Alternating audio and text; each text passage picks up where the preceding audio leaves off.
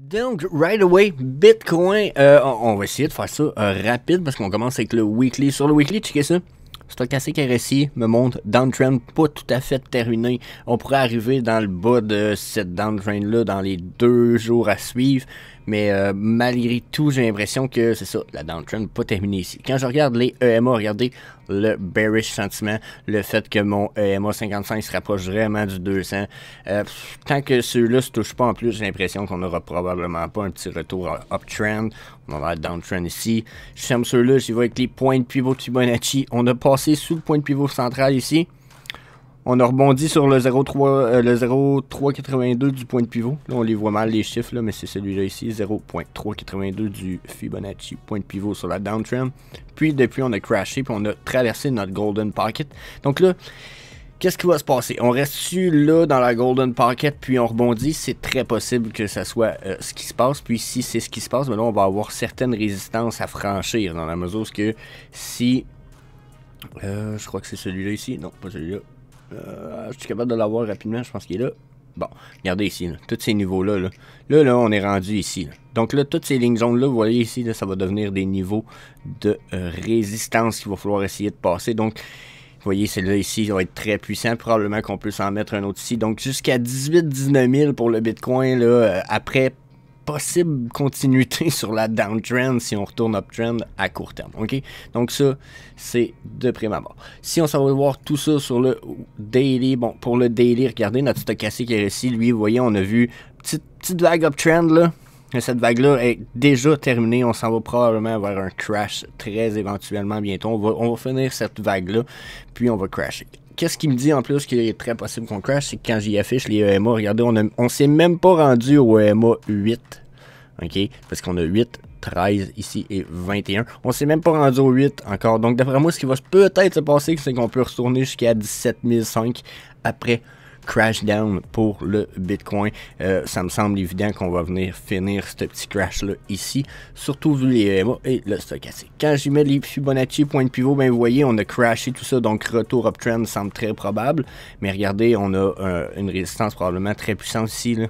Regardez toutes ces bottoms là ici, celles-là sont exactement sur mon point de pivot 6,18 qui est comme le bottom de la Golden Pocket Zone dans cette situation-ci. Puis, mon feeling, c'est que ça va devenir une résistance très dure à passer. Donc, downtrend pour le Bitcoin, au moins... Puis les limites semblent claires. Hein? Je pense qu'on le voit sur beaucoup de charts de beaucoup de gens dernièrement. Notre 18 000 ici, là, regardez, je pense que je peux le mettre là. Je pense que ça va être ça. Regardez, 18 000 ici, que je devrais mettre en rouge. Sur 3 pixels, puis je vous dirais qu'on a probablement 14 000 qui se trouve être l'autre bottom à aller atteindre très éventuellement. Par contre, celui-ci, il faudrait le chercher plus loin dans la charte.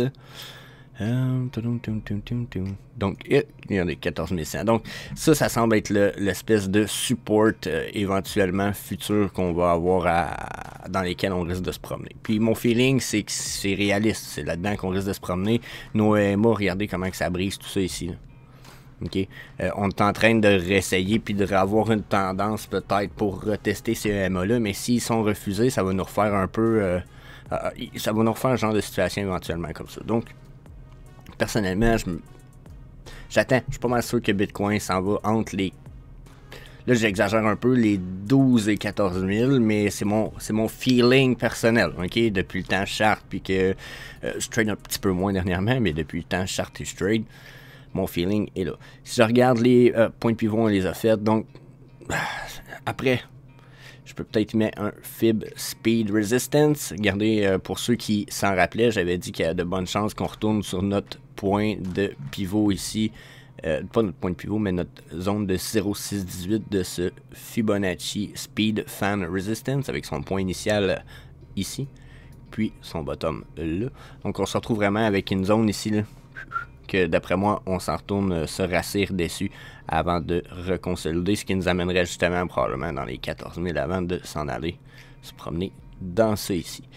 Ça, c'est pour le Speed Resistance numéro 1. Je pense qu'on en a un numéro 2, vous voyez, qui est un peu très semblable dans la mesure où hein, voyez, ça c'est le premier que je vous ai montré. Ça c'est le deuxième. Le deuxième, il y a un point initial plus ancien dans la mesure où on est vraiment au top de la bull run, puis on est à notre bottom, celui juste avant celui qu'on vient de faire. Donc là, on a crashé ce bottom-là dernièrement, mais l'autre qu'on avait fait juste avant, qui était ici à 17 297, donc il est installé comme ça. On voit, pour vrai, on voit beaucoup de corrélations avec. Ok, regardez ici.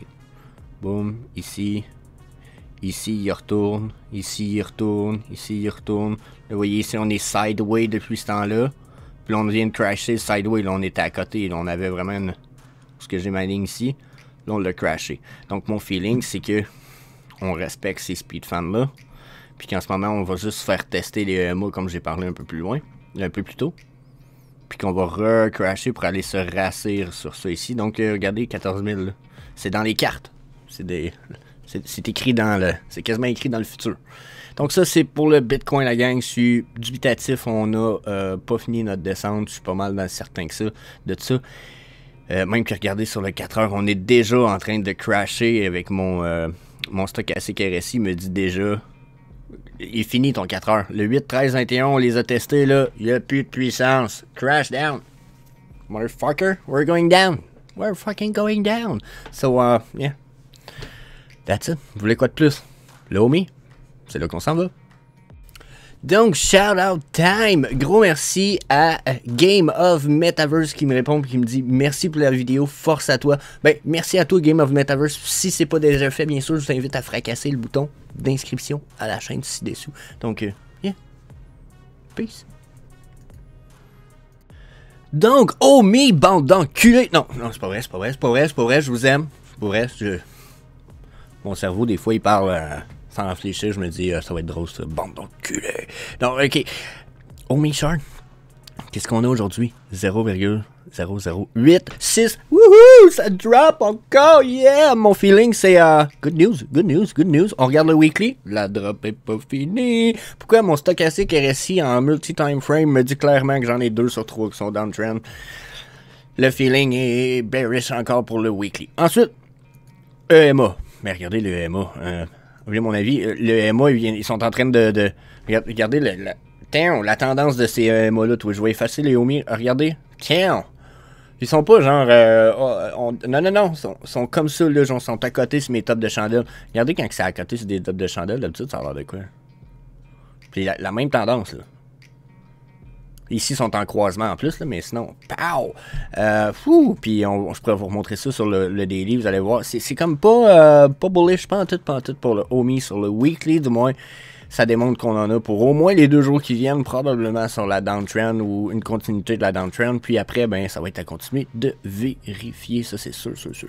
Ensuite, les points de pivot. Ben, point de pivot pourrait nous avertir qu'on a fini pas mal notre downtrend, mais en même temps, on a crash notre golden pocket zone qui est supposé être une espèce de zone que vous allez voir ici.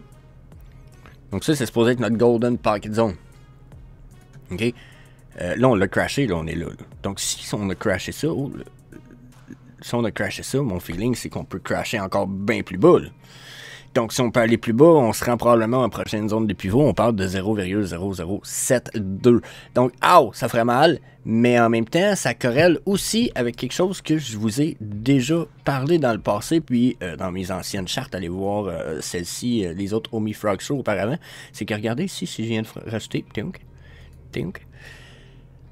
on a, puis ces lignes-là, regardez à quel point elle est à côté sur notre ancien all-time low, celui juste avant celui qu'on est en train de faire, dans le fond. Puis sur quasiment le low le plus ancien, OK? Puis regardez comment ça nous donne une belle corrélation. Boum. Puis cette ligne-là, ici, regardez, est appliquée sur ce top-là de la même chandelle. Puis sur un autre top ici, mais regardez comment on vient traverser la même zone. Donc, celle-là peut être moins fiable dans le présent, mais elle me donne une bonne tendance que la charte risque de respecter. Donc, quand je vois ça ici, je me dis, on a des chances qu'on ait touché 0,08 bien pile, là, s'en viennent, et me semble très probable. Là, parfois, j'aime ça, regardez, venir changer ça pour du Aikin Ashi. Vous voyez un peu la différence entre les 2 dernières chandelles, puis les résultats, mais vous voyez à quel point on se rapproche vraiment beaucoup du 0,08 et du plus bas, éventuellement, 0,76, ce qui serait fucking bas. Mais on semble s'en aller là. Regardez les EMA, regardez, hein? Donc mon feeling, on est sur une downtrend pas mal évidente. On va aller voir tout ça sur le daily. Maintenant sur le daily, regardez, je vais effacer les MA un petit peu 2 secondes. Donc, vous voyez ici, là, on est sur une downtrend qui semble perdre de puissance un petit peu. Nos volumes semblent probablement équivalents. Quoi qu'il reste 10 heures sur ma journée, puis regardez le volume là, en ce moment.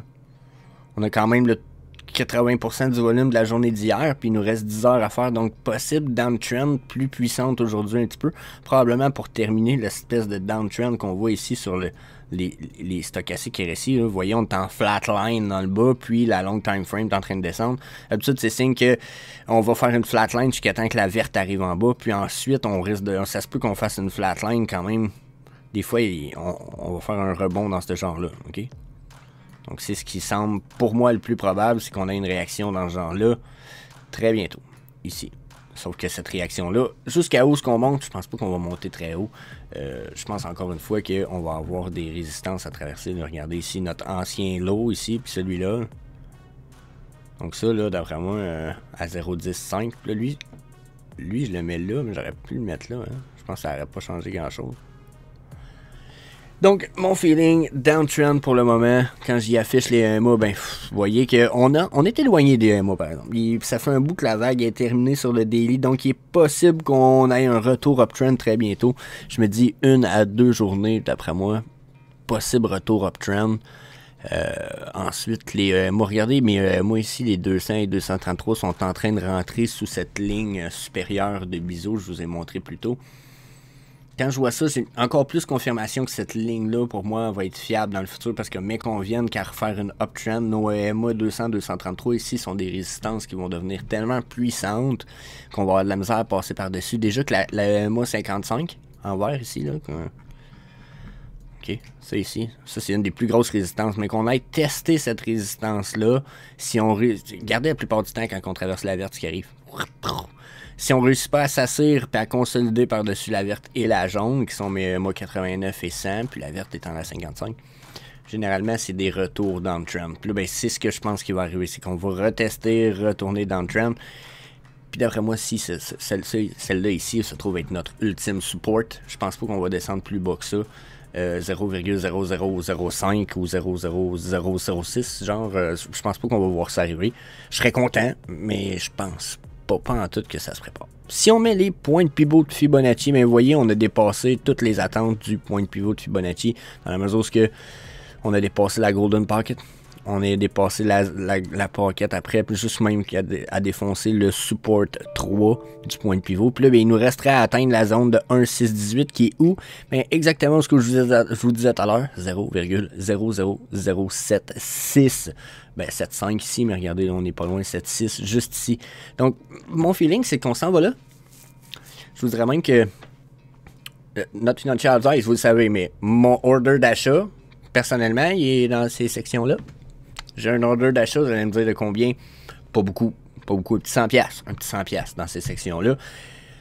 Parce que je pense évaluer après la charte. Une fois que ça va descendre là, je vais évaluer ce qui se passe avec tout ça pour réémettre mes zones d'achat. Parce que s'il remonte, exemple, à 0,10, je serais pas déçu de racheter plus haut, puis etc. Pour moi, oui, je vais avoir perdu une belle opportunité, mais je veux l'évaluer. Parce que ce qui se passe, puis le Bitcoin, ce qui peut se passer, tout ça peut continuer de crasher. Donc, do your own research, bien entendu, faites vos propres recherches, vos propres diligences. Regardez, quand on va sur le point de pivot du 4 heures, ça me donne raison qu'on va se rendre plus loin dans la mesure où le point de pivot du 4 heures a une Golden Pocket Zone qui est ici. Exactement. Avec ma ligne de support part exactement dans cette Golden Pocket Zone là. Donc, puis, vous voyez que quand on crash le point de pivot sur une time frame, généralement, on va au moins toucher à la Golden Pocket Zone. Donc 0,8 me semble, 0,81 semble fiable. 0,82, mettons. Puis, il est possible qu'il flash à 0,72. Donc, vous voyez un peu pourquoi je vous dis, moi, j'ai le feeling qu'on s'en va là. Regardez, les EMA sont pas... Ils ont fait quelques tests, les EMA mes chandelles ont fait quelques tests de EMA ici, mais c'est pas concluant. Là. Regardez la chandelle bleue, qu'est-ce qu'elle a fait? Hop, downtrend. Puis, c'était une belle vague là, sur le stochastique RSI du 4 heures. Non, Un autre titre? Non. Là, il est en train d'en faire une petite. Il va aller s'étouffer puis il va faire non. Là. Il est en train de faire la même affaire. Là, on risque de crasher sur le downtrend ici. D'après moi, ça pourrait nous amener exactement à la Golden Pocket ici. Donc, ça, c'est mon feeling. C'est sûr que si on a une rise du Bitcoin qui remonte à 18 000, le OMI va repasser probablement à 0,10 et peut-être même potentiellement venir flasher 0,12. Mais après, c'est tellement des résistances. Regardez les mots 233, le 200, le 89, le 100, 55. Sont tous à des espèces de niveaux du point de pivot super importants. Mon feeling n'est pas bullish, là. Mon feeling n'est pas bullish. Puis, si je retourne sur les daily pour pas trop fucker, puis qu'en plus, il me semble que j'ai un beau Fibonacci retracement en 3 points que j'ai appliqué là pas longtemps, hier. Et voilà, regardez bien ça. On finit avec ça. Je l'ai mis sur ce top-là, ok? J'aurais pu le mettre ailleurs, probablement. Ça ferait juste être pire, en fait. Là. Regardez, je pourrais le mettre là, ça va être pire. Oh, il y a l'extreme. Extreme. So,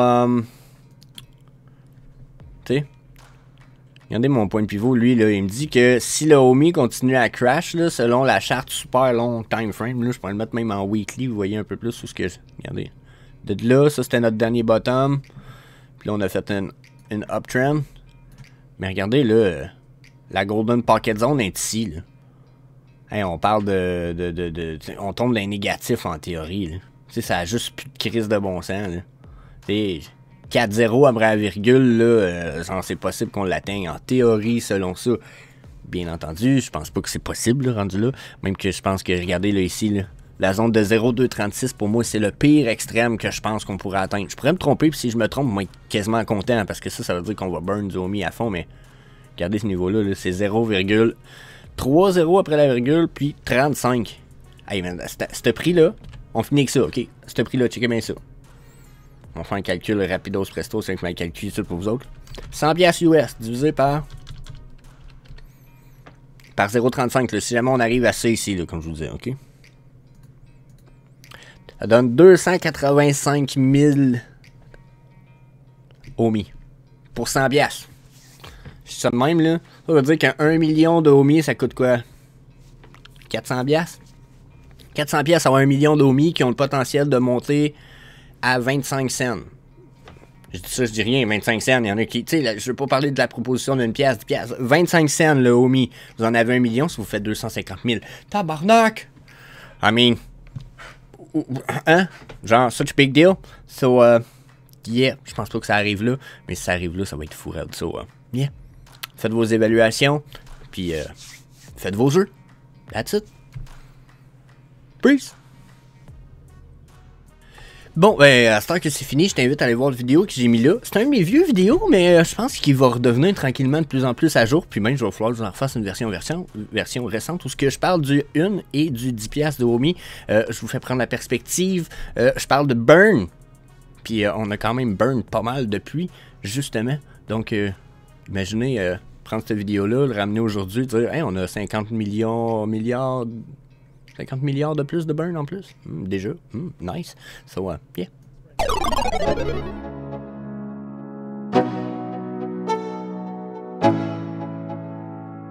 Let's go. Yo. I'm like an addict, do I gotta have it. I ain't even playing, got a really bad habit. If it moves, gotta grab it. Fuse like a magnet, lose, won't have it till I'm doomed in a casket. I ain't playing, got a weird mind. If you work 8 hours, I'ma work 9. If the shit tastes sour, you should taste mine. I'ma stay in power for a long time.